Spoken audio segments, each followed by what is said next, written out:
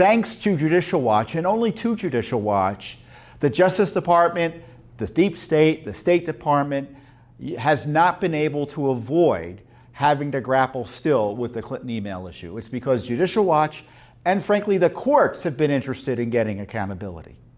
Now, just in the last few months alone, and I talked about this in another video with my colleague Bill Marshall, who's one of our senior investigators, the courts have gotten active in trying to get information about the Clinton email scandal. Judge Royce Lamberth, the U.S. District Court judge here in the District of Columbia, federal court judge, who was overseeing our Benghazi, yes, Benghazi Freedom of Information Act lawsuit. That's the case that caused the Justice Department and the State Department to fess up that it had the Clinton emails. He wants to know whether or not Hillary Clinton's email system was designed to thwart the Freedom of Information Act, the law that holds the government accountable, whether they were trying to hoodwink the court, and whether or not there are other emails out there that need to be searched as the Federal Freedom of Information Act requires. He also wants to know whether Benghazi, the Benghazi cover-up, was one of the reasons the State Department, Hillary Clinton, the Justice Department, and all the rest didn't want to tell the court or the American people or Judicial Watch about the emails. They didn't want people to know about the emails because they might start asking whether there were Benghazi-related materials in there. So as a result of him having those questions, the court has authorized Judicial Watch to conduct evidentiary discovery, which means that we're able to take our attorneys, go in, we have witnesses coming in, being deposed under oath, questioned under oath by our attorneys. Other individuals have to answer written questions to us, interrogatories, under oath. And obviously documents and other things are having to be presented to Judicial Watch in this discovery process, which is going on now. We've already deposed Justin Cooper. Justin Cooper is the Clinton Foundation official. I don't think he's still at the Clinton Foundation, but he's certainly part of Clinton World still, who set up the email server in partnership with Huma Abedin. Yes, Huma Abedin, the former Clinton aide, campaign official, who had an email account on that system as well while working at the State Department. So those were other records that were hidden. We also deposed Jake Sullivan, a top official at the State Department. I think it was just last week our attorneys flew up to New Hampshire to question him under oath. And as I said before, other information has come to us as a result of these interrogatory responses, these answers to written questions under oath. And it's in that case, in that specific instance, we received some astonishing information. And who did it come from? It came from Bill Priestep, E.W. Priestep. Now, he goes by Bill. He is the Assistant Director of the FBI Counterintelligence Division. I think he just retired, so this may have been one of his final things he had to do at the FBI. So he signed off on these interrogatory questions under oath to Judicial Watch. The responses are about totaling 19 pages to 10 questions. Much of the information is, much of the space is taken up by the government objecting to our questions, but that's litigation for you.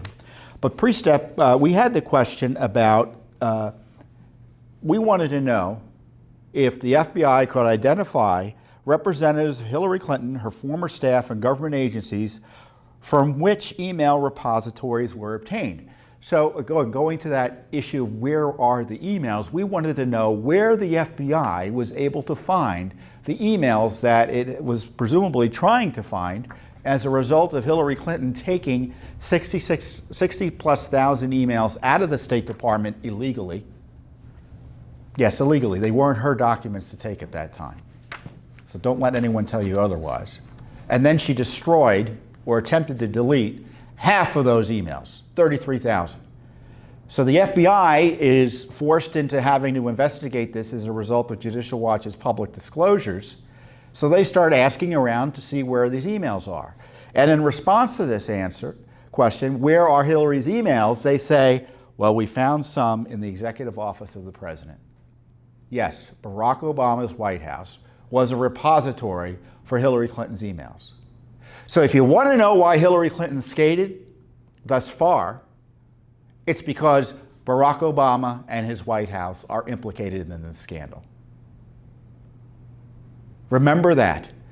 Hillary Clinton's emails that she tried to hide or delete from you, the American people, they found at least some of them, it looks like, in Barack Obama's White House.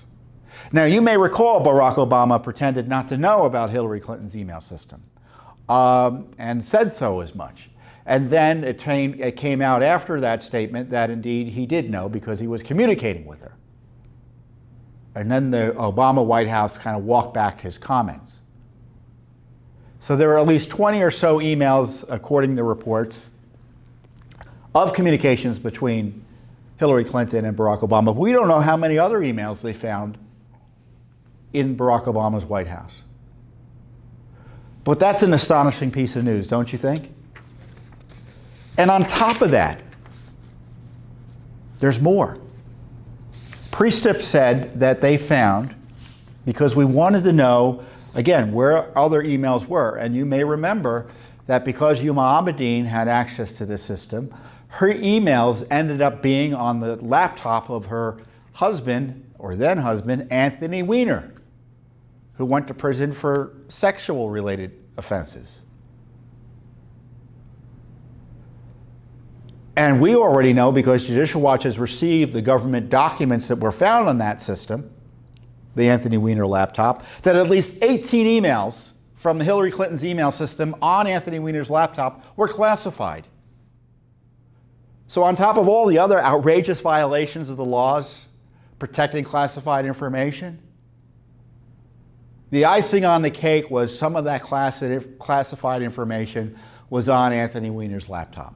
And it was Judicial Watch that forced the specific disclosures of that.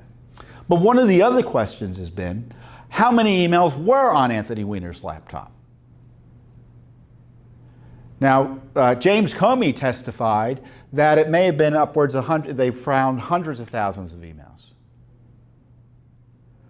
Now, the big question is, from the time they found the emails in the late 2016 campaign cycle, this is like, I think, late September or August of 2016, to the time of November, just shortly before they said, well, there's nothing here that warranting a reevaluation of the decision to let Hillary Clinton off the hook.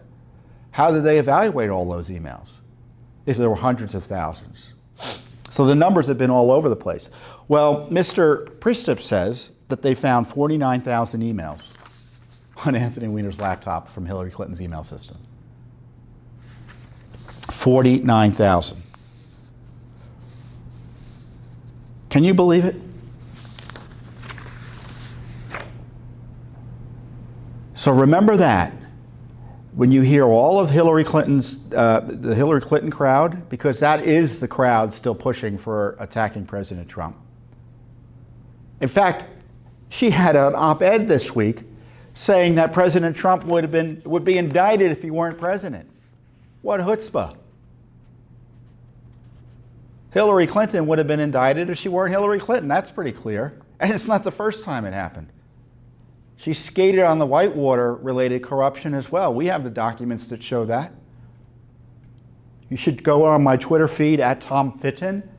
I highlighted that just recently. You'll see the Whitewater-related records that show that prosecutors would have indicted Hillary Clinton, certainly for obstruction of justice and perjury, but for the fact that she was too politically popular and the jury might be influenced by that, so they didn't think the prosecution would go anywhere.